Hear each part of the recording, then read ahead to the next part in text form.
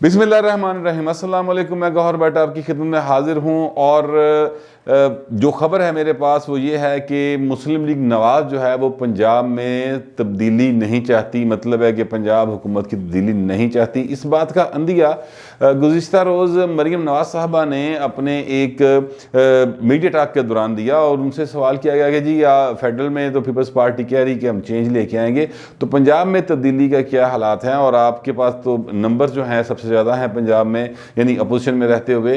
तो उस पर उन्होंने कहा जी कि हम इनको भागने नहीं देंगे, हम ये नहीं इनको मौका देंगे कि ये कहें कि जनाब हमें मौका नहीं मिला और हम तो डिलीवर करना चाहते थे, तो अब ये डिलीवर करके दिखाएं।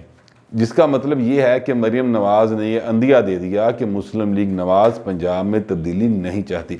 और वो तब्दीली क्यों नहीं चाहती, इसकी वजूहात पर मैं आपसे बात करना चाहता हूँ। पहली वजह तो ये है कि चौधरी परवेज़ लाई को मिलाए बगैर पंजाब में तब्दीली नहीं आ सकती। ये बात बड़ी क्लियर है। नंबर्स को अगर देखा जाए, वो अलग बात है कि कोई सियाणापन कर लिया जाए कि कुछ पीटीआई के अरकान को ख़रीद कर तो मुल्क से बाहर भेज दिया जाए, उसके बाद तहरीक में तमाल लाई जाए, वो एक और बात है। लेकिन अगर नंबर गेम देखे जाएँ तो चौधरी परवेज़ लाई को मिलाना साथ बहुत ज़रूरी है। दूसरी ऑप्शन जो मैंने कुछ दिन पहले आपको बताया था कि दूसरी ऑप्शन चौधरी निसार की है। चौधरी निसार को लाने में पीटीआई ने हामी भर ली है और उनको ये कह के कहा गया था कि अगर आप नहीं मानेंगे तो शहबाज शरीफ मने पे आ जाए, हम उनकी तरफ से ले आएंगे।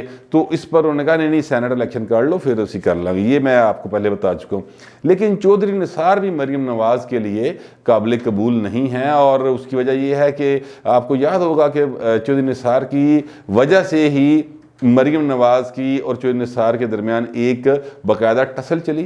चौधरी निसार नाराज़ होकर घर बैठ गए, बल्कि उन्होंने एक बयान दिया कि यार वो कल की बच्ची है मेरे लिए, तो मैं उसको लीडर नहीं मान सकता। ये बयान उनका रिकॉर्ड पे मौजूद है। जिसके बाद नवाज शरीफ ने भी चौधरी निसार को लिफ्ट करानी कम कर दी और फिर मरीम नवाज़ के ख़िलाफ़ जो कंपेन चलती रही वो बहरहाल एक अलग बात है, लेकिन एक उनके दरमियान महाजरा रही। लेकिन चौधरी निसार और शहबाज शरीफ के ताल्लुकात कभी ख़राब नहीं हुए। अब जब नवाज शरीफ और शहबाज शरीफ की वालदा का इंतकाल हुआ तो चौधरी निसार ने नवाज शरीफ को फ़ोन नहीं किया, लेकिन वो शहबाज शरीफ से मिलने के लिए उनके घर आए और तब आए जब मरीम नवाज़ लाहौर में नहीं थी। यहाँ पर आए और यहाँ पर आकर उन्होंने उनसे मुलाकात की। तो ये साबित करता है इस बात को कि मरीम नवाज़ चौधरी निसार को भी नहीं चाहती और परवेज़ लाई को शहबाज शरीफ या नवाज शरीफ भी नहीं चाहते। लिहाजा ये ऑप्शन उन्होंने फ़िलहाल इसको साइड पर कर दी। लेकिन इसके असरात क्या होंगे? इसके असरात ये होंगे कि जो पंजाब में चेंज नहीं आएगा तो फिर ऊपर भी चेंज आने में रुकावट पैदा होगी, क्योंकि ऊपर भी अगर सिर्फ नंबर गेम देखे जाएं तो उसमें भी काफली का साथ मिलना ज़रूरी है और एमकेएम का साथ मिलना ज़रूरी है। लेकिन अगर आप पंजाब में काफली को साइड पे रखेंगे और उनको नहीं लेके चलना चाहते तो फिर ऊपर वो आपके साथ क्यों देंगे? ये एक सीधी सी बात है। इसलिए मरीम नवाज़ जो हैं वो बेसिकली कर क्या रही हैं? वो बेसिकली कर ये रही हैं कि जो आसिफ जरदारी का फार्मूला है इन हाउस चेंज का, उसकी राह में रोड़े टकाने की कोशिश की जा रही है विद इन पीडीएम। मौलाना फजल रहमान पहले नहीं मानता कि जनाब इन हाउस चेंज आया, वो तो कहता है असम्बलियाँ जो उनसी हैं वो नाजायज़ हैं और इनमें बैठना नहीं चाहिए। ये नवाज शरीफ ने उनको मनाया था कि देखें इन हाउस चेंज आना है तो लाने के लिए हमें जरदारी फार्मूले का इंतज़ार करना चाहिए। वो फैसला 4 फरवरी को बाकायदा तौर पे होगा। आसिफ जरदारी साहब क्या उनको फार्मूला पेश करते हैं, लेकिन उससे पहले जो हल्की हल्की एक जिसको कहते हैं ना नोकिंग इस फार्मूले के ख़िलाफ़, वो बहरहाल हो रही है। वो मरीम नवाज़ भी कर रही हैं हल्का हल्का और मौलाना फजल रहमान की तरफ से भी हो रही है। तो वो इस फार्मूले की राह में रुकावट हो रही है। अब सवाल ये है कि मुस्लिम लीग नवाज़ इमरान से जान छुड़वाना चाहती है, पीपल्स पार्टी भी इमरान खान से जान छुड़वाना चाहती है। तो फिर मसला कहाँ है? मसला ये है कि पीपल्स पार्टी चाहती है कि अभी इंतखाबात ना हों और थोड़ा सा टाइम मिले। उसका उनको दो फ़ायदे होंगे।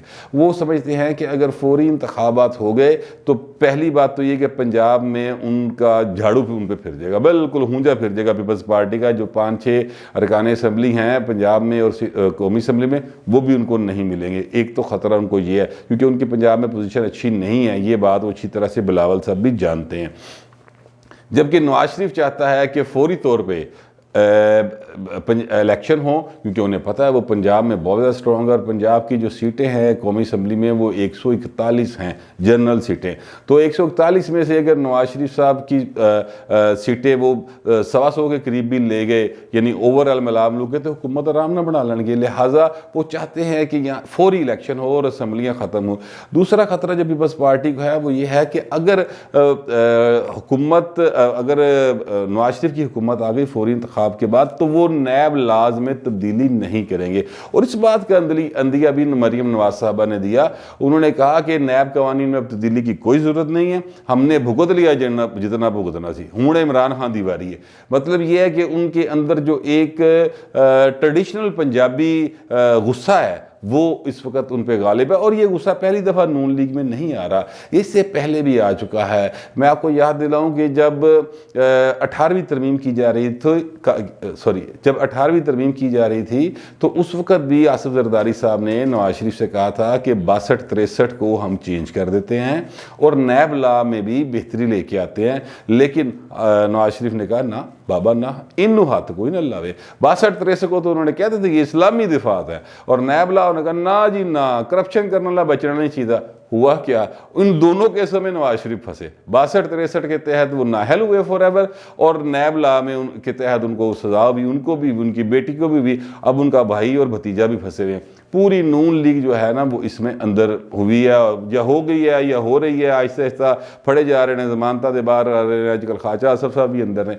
तो ये एक वो गलती है जो मुस्लिम लीग नवाज दोहरा सकती है। इस बात का पीपल्स पार्टी को ख़तरा है, इसलिए वो चाहते हैं कि पहले इन हाउस चेंज आए, उसके नतीजे में जो नैब लाज हैं उनको तरीके के साथ बेहतर किया जाए, 62-63 में जो हालात को बेहतर करना है वो किया जाए, और फिर नए इंतखाबात की तरफ जाया जाए, ताकि जो भी फिर हुकूमत आए वो ज़रा कैंडे चलाया के आवे, यानी वो मन मर्जी ना करती फिरे कि जिसको चाहे वो उठा ले, जिसको चाहे नाहल करवा दे। तो वो चाहते हैं कि थोड़ा सा इसको रैशनल किया जाए।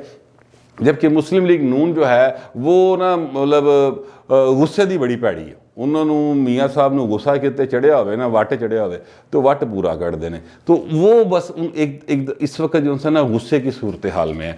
और यही पीपल्स पार्टी को ख़तरा है कि अगर ऐसा हो गया तो ये हमारे लिए ही नहीं मुल्क के लिए नुकसानदेह होगा। अब ये मत समझिएगा कि मैं उनकी को हमायत कर रहा हूँ पीपल्स पार्टी की, मैं आपको फैक्ट्स बता रहा हूँ, और वो फैक्ट्स जो हैं वो इसी तरह से हैं कि माजी में गलतियाँ की थी मुस्लिम लीग नून ने, भुगतियाँ भी ने पूरियाँ, और ये सिर्फ उन्होंने नहीं भुगती, और भी बहुत सारे लोग हैं मुल्क के अंदर जो इन कवानीन के तहत उन्होंने इन चीज़ों को भुगता है, और उनकी हालात जो हैं वो काफ़ी ज़्यादा ख़राब होते चले जा रहे हैं। अब मसला ये है कि अगर पीडीएम के अंदर ये अपने अंदर इत्तेफाक पैदा नहीं होता कि इन हाउस चेंज लाने के लिए वो भरपूर साथ नहीं देते, मौलाना फजल रहमान तो पहले जाते हैं कि जनाब है तो असम्बली ने जा चुप के बाहर सुटो इन्होंने, ये आई गलत तरीके से, मौलाना तो गल ही इतों शुरू कर देना, तो वो साइड पे कर दें।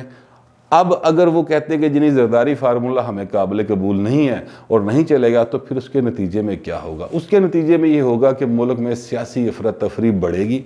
ज़ाहिर है पीपल्स पार्टी अब ये तो नहीं कह सकती कि जे तुसीं नहीं साडी गल मनदे तो फिर इसी साइड दें, ऐसा पीपल्स पार्टी के पास भी ऑप्शन नहीं है, इसलिए कि पीपल्स पार्टी को बाहर अपोजिशन में रहना है। और जो कुछ उनके साथ इमरान खान कर रहे हैं, या कुछ लोग कहते हैं कि इस्टेब्लिशमेंट कर रही है, यानी उनके वज़ीर आला के ख़िलाफ़ नैब रेफरेंस दायर हुआ है, जरदारी साहब फंसे हुए हैं, फरयाल तालपुर साहब फंसी हुई हैं, खुर्शीद शाह अंदर हैं, मुस्लिम मांडवी वाला के साथ मामला हो रहा है। कौन सा बंदा ऐसा है जो उनका बड़ा लीडर, बड़ा नामवर आदमी जो अंदर नहीं है या जिसके खिलाफ केसेस नहीं चल रहे? तो वो चाहते हैं कि इमरान हुकूमत जाए, लेकिन अगर वो ये भी वो अफोर्ड नहीं कर सकते पीपल्स पार्टी वाले कि वो अपोजिशन से निकल जाएं या वो नीम अपोजिशन का दर्जा हासिल कर लें, वो ये भी अफोर्ड नहीं करते। इससे उनकी पॉपुलैरिटी जो है वो एकदम ग्राफ मज़ीद नीचे गिर जाएगा, जो जाहिर है कि कोई भी सियासी जमात नहीं चाहती कि ऐसा हो। लिहाजा अगर वो सियासी अफरा तफरी बढ़ेगी तो पीपल्स पार्टी को लामहला साथ देना पड़ेगा, और लॉन्ग मार्च भी होगा, फिर इस्तीफों का ऑप्शन भी है, फिर बहुत सारी स्काई इज द लिमिट, फिर आप धरना और पता नहीं कहाँ कहाँ तक बातें जा सकती है, जिसके नतीजे में मुल्क जो पहले ही बुरे तरीन माशी हालात का शिकार है उसमें मज़ीद बुरी तरीन हालात हो जाएंगे, मतलब वो ऐसे हालात हो जाएंगे कि उसके लिए डिक्शनरी से कोई नया लफ्ज़ ढूंढना पड़ेगा मुझे। इन हालात में मुल्क चला जाएगा। तो उससे बचने के लिए ज़रदारी फार्मूला जो है वो ही इस वक्त बेहतरीन हल है। ये मेरी ज़ाती राय है, लेकिन फ़ैसला बहरहाल PDM के रहनुमाओं ने करना है, जिनका इजलास जो है वो 4 फरवरी को होगा और उसमें फ़ाइनल फ़ैसला होगा। सियासत में कोई चीज़ हतमी नहीं होती। आज मरीम नवाज़ ने ये कहा है, कल वो कुछ और भी कह सकती है, बात रात की रात में कहीं और भी जा सकती है। इसलिए कि सियासत एक ऐसी चीज़ है जो ज़िंदगी की तरह है, जो मुसलसल चलती रहती है और नई से नई बातें सामने आती रहती हैं। अब तक की जो सूरत हाल थी वो मैंने अब तक पहुंचा दी। मिलते हैं अगले वीलॉग में।